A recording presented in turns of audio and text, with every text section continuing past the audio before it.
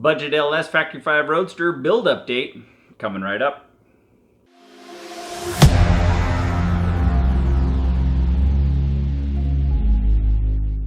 So the first step after inventory is you unbolt the body from the frame and put it on a body buck.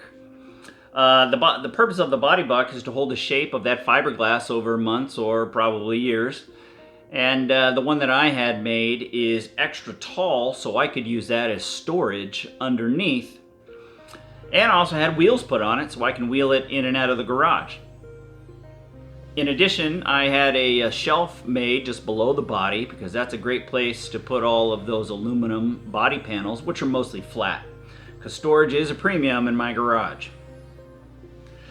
And the next step is to remove all those aluminum body panels from the frame, which reveals the naked frame and the quality of that powder coat, which is really good.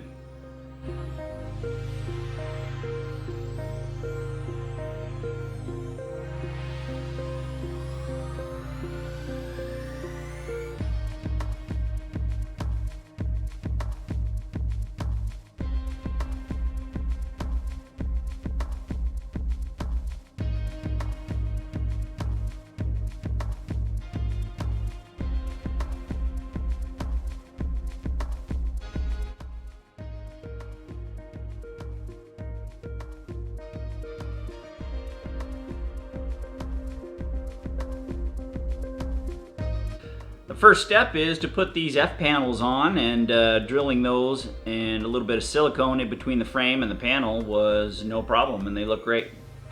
Next, front lower control arms.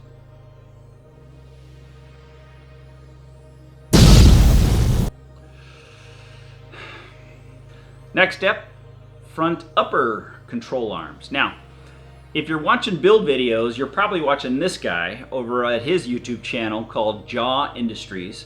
This is an experienced builder, and he is building a Factory 5 Roadster from a base kit, so he's using a donor. But the upper control arms for the base kit and the complete kit are the same. They use a Factory 5 supplied upper control arm and ball joint. Now, when he tried to screw his ball joint into the A-arm, it cross-threaded. So he had to go to Factory 5 and buy a new A-arm at over $200. When I tried my A-arm and ball joints by hand, sure enough, they only got about 2 or 3 threads in them, and then they both bound up. So, and that was even after lubricating them. So, not wanting to run into the same problems he did and spent over $200 for new A-arms, I put a comment on his video asking for the part number for the upgraded and recommended ball joints, and he was nice enough to give me those. So I went and bought 2 of those to try and save myself some hassle. And sure enough, when I tried the upgraded ball joints, they screwed right in there. So a little bit of Loctite, and I tightened them down, and piece of cake. I'll put a link to his build playlist in the comments below. Next step is the front coilover shock assembly, spindles, and front disc brakes.